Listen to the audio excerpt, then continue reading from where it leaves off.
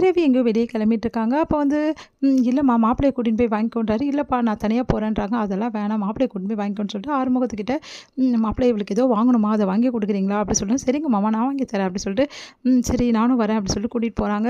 இங்கே வந்து பைரவி வந்து அமைதியாக வந்துட்டுருக்காங்க. உண்மையிலே சொன்னால் இந்த மாதிரி நான் நினச்சி கூட பார்க்கல பைரவி. நான் அங்கே வந்தேன் நீ வந்து அந்த அவன் அடிக்கும்போது அப்படின்னோன்னா அதிர்ச்சி அடிக்கிறாங்க. நீ எப்போ வந்த அப்படின்னு. ஆமாம் நான் கோயிலுக்கு வந்தேன். எனக்கு கேள்விப்பட்டேன் இந்த மாதிரி சம்பத் வந்து என் தங்கச்சிக்கிட்ட பிரச்சனை பண்ணுறான்னு சொல்லிட்டு இன்றைக்கி அவனை ஒரு வழி பண்ணின்னு தான் வந்தேன். பார்த்தா நீ அவனை அடித்து வந்து ஓட விட்ட. நீ பார்த்துட்டு எனக்கு அப்படியே அசந்து போயிட்டேன். இதுக்கப்புறம் எனக்கு எந்த பிரச்சனையுமே இல்லை. என்னோடய அம்மாவையும் சரி என் தங்கச்சியும் சரி பாதுகாக்கிறதுக்கு நீ இருக்க. எனக்கு அப்புறம் எந்த பிரச்சனையுமே கிடையாது. ரொம்ப தேங்க்ஸ் பைரவி. உன்னை நினச்சா எனக்கு ரொம்ப பெருமையாக இருக்குது. இந்த மாதிரி யாருமே இருக்க முடியாது. ஒரு பொண்ணு வந்து இந்த அளவு வந்து தைரியமாக இருக்கிறத பார்த்துட்டு எனக்கு ரொம்ப பெருமையாக இருக்குது தெரியுமா அப்படின்னு சொல்லிட்டு நிறைய பாராட்டிகிட்டே வராரு. அதெல்லாம் கேட்டுட்டு இப்போ என்ன தான் சொல்ல வர ஆரம்பிக்கும் அப்படின்னோடனே வேறு என்ன சொல்ல வரேன் உனக்கு தேங்க்ஸ்லாம் சொல்ல வரேன். ஒரு முக்கியமான விஷயம் என்ன அப்படின்னோடனே நீ என்ன கேட்டாலும் வாங்கி கொடுக்கணும்னு எனக்கு ஆசையாக இருக்குது பைரவி. ஏன்னா எவ்வளோ பெரிய விஷயம் எல்லாம் செய்கிற தெரியுமா. அதனால தான் ப்ளீஸ் பைரவி நான் எதாவது வாங்கி தட்டுமா உனக்கு அப்படி சொல்லிட்டு கேட்குறாங்க. எனக்கு நீ வாங்கி தருவேன். நான் கேட்டதெல்லாம் வாங்கி தருவியா. நீ கேட்டதெல்லாம் நான் வாங்கி தருவேன் எந்த பிரச்சனையும் இல்லை அப்படின்னோடனே சரி எனக்கு என்ன வேணும் தெரியுமா என்ன வேணும் சொல்லு. எவ்வளோ காஸ்ட்லியாக இருந்தாலும் பரவாயில்ல என்ன கிஃப்டாக இருந்தாலும் பரவாயில்ல நான் வாங்கி தரேன் உனக்கு அப்படின்றாரு. எனக்கு டிவோர்ஸ் வேணும் போதுமா அப்படின்றாங்க.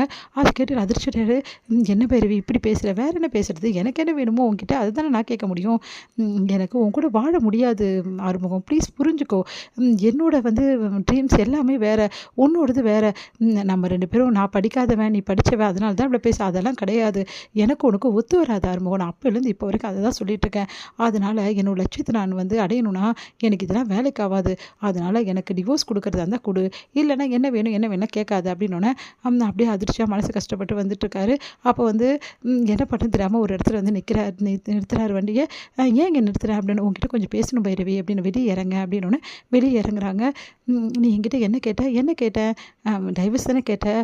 ஆமாம் சரி நான் உனக்கு கொடுத்துட்றேன் பைரவி அப்படின்னு அதிர்ச்சி அடைகிறாங்க. நீ என்ன சொல்கிற அப்படின்னோடனே ஆமாம் பைரவி உனக்கு நான் கொடுத்துடலான்னு முடிவு பண்ணிட்டேன். ஆனால் அதில் ஒரு கண்டிஷன் இருக்குது அப்படின்றாரு.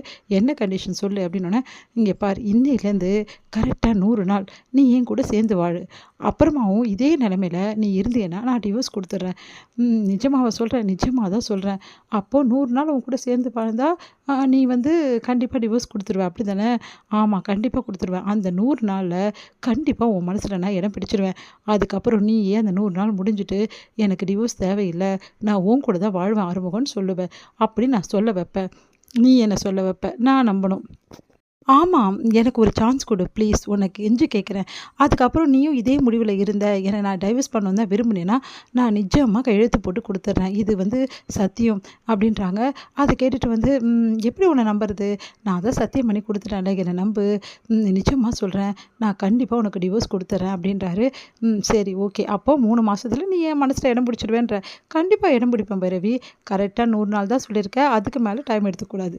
நான் எடுத்துக்க மாட்டேன் போதுமா அப்படின்றாங்க. சரி பார்ப்போம் அப்படின்னு சொல்லிட்டு வண்டியில் ஏறுறாங்க. இங்கே வந்து என்ன பண்ணுறாங்க சிந்து வந்து டாக்டரை வந்து சந்திக்கிறதுக்கு இன்றைக்கி என்ன பிளான் போடுறதுனே தெரியலையே. ஒரு நாளும் பிளான் போகிறதுக்குள்ளேயும் போதும் ஆகிடுது. என்ன பண்ணலாம் அப்படின்னு சொல்லிட்டு யோசிச்சுட்டே இருக்காங்க. சரி ஏதாவது ஒன்று பண்ணணும். என்ன பண்ணலாம் எப்படியாவது டாக்டர் சந்திக்கணுமே அப்படி சொல்லிட்டு யோசிச்சுட்டு இருக்காங்க. அவங்க வீட்டில் வந்து என்னம்மா சிந்து நேற்றுலாம் எங்கே போயிருந்தேன் நீ.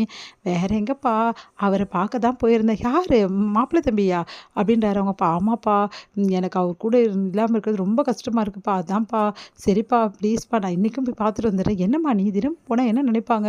அவங்க வீட்டுக்கு போகலப்பா ஹாஸ்பிட்டலுக்கு தான்ப்பா. ஹாஸ்பிட்டலுக்கும் போனால் என்னம்மா நினைப்பாங்க. சரிப்பா நான் போகக்கூடாதுன்றீங்களா.